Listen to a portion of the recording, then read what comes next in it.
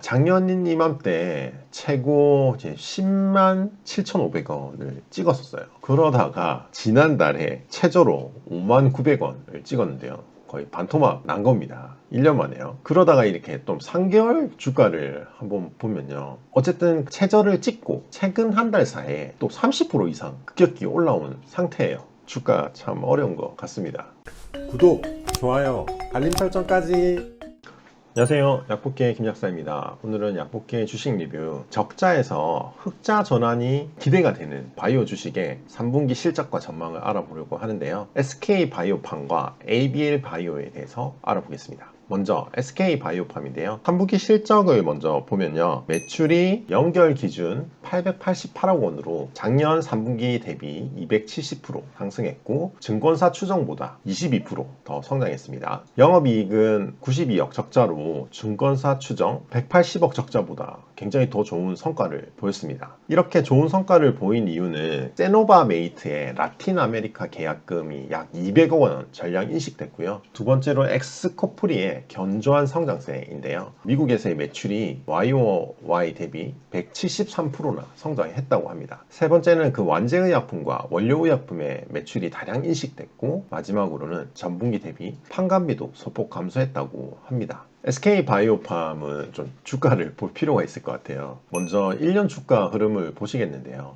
작년 이맘때 최고 이제 10만 7,500원을 찍었었어요. 그러다가 지난달에 최저로 5만 900원을 찍었는데요. 거의 반토막 난 겁니다. 1년 만에요. 그러다가 이렇게 또 3개월 주가를 한번 보면요. 어쨌든 최저를 찍고 최근 한 달 사이에 또 30% 이상 급격히 올라온 상태예요. 주가 참 어려운 것 같습니다. 또 이 내릴 때는 이렇게 1년 동안 내리고, 오를 때는 지금 어쨌든 또 한 달 사이에 한 30% 올랐으니까요. 어느 장단에 맞춰야 될지 참 어려운 주식인 것 같아요. 일단 대부분 보고서를 좀 보면 이 SK바이오팜은 적자는 계속 지속하나 적자 폭이 감소될 것이고, 2023년 4분기에는 흑자 전환하고 2025년부터는 서프라이즈한 실적을 보일 것으로 예상한다고 다 공통적으로 얘기하고 있어요. 근데 사실 이거는 계속 나오던 얘기였거든요.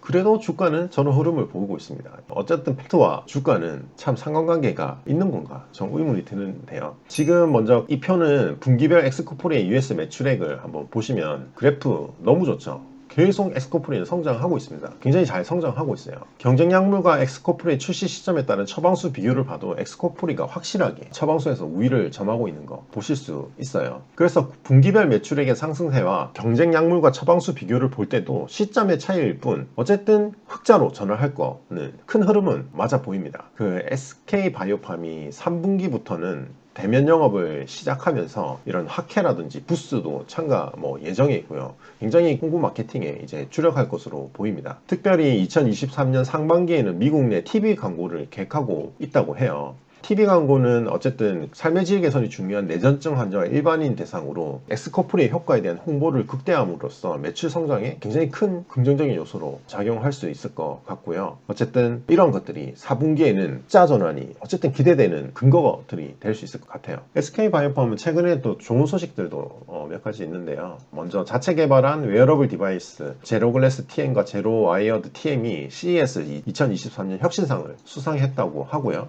그리고 개발 중인 표정 항암 혁신 신약 SKL27969가 미국 FDA의 희귀의약품으로 지정됐다고 합니다. 희귀의약품 다시 한번 설명드리면 희귀난치성 질환치료제로 개발 허가가 원활하게 이루어지도록 하는 제도인데요. 이게 지정이 되면 신속심사, 해금 감면, 허가 신청 비용 면제, 임상 보조금 지원, 그리고 첫 시판 허가 후 7년 시장 독점, 임상 이상 이후 조건부 판매 등 엄청난 혜택들이 제공이 됩니다. 그래서 어쨌든 굉장히 희소식이고요. 최근에 SKL27969는 우리나라의 국가 신약 개발 과제로도 선정돼서 임상 일상 시험을 위해 2년간 연구비를 또 지원받게 됐다고 합니다. 향후에는 예전 컨텐츠에도 말씀드렸다시피 좀 2024년, 25년에는 그 세노바메이트의 적응증이 부분 발작에서 전신 발작과 소아 내전증까지 확장될 것으로 예정이 보이고 있고요. 카르세바메이트의 출시가 또 기대되고, 아시아 국가의 중국, 일본 등에서 임상 신청 및 출시가 가능할 것으로 기대가 돼서 어쨌든 중장기 성장 그림은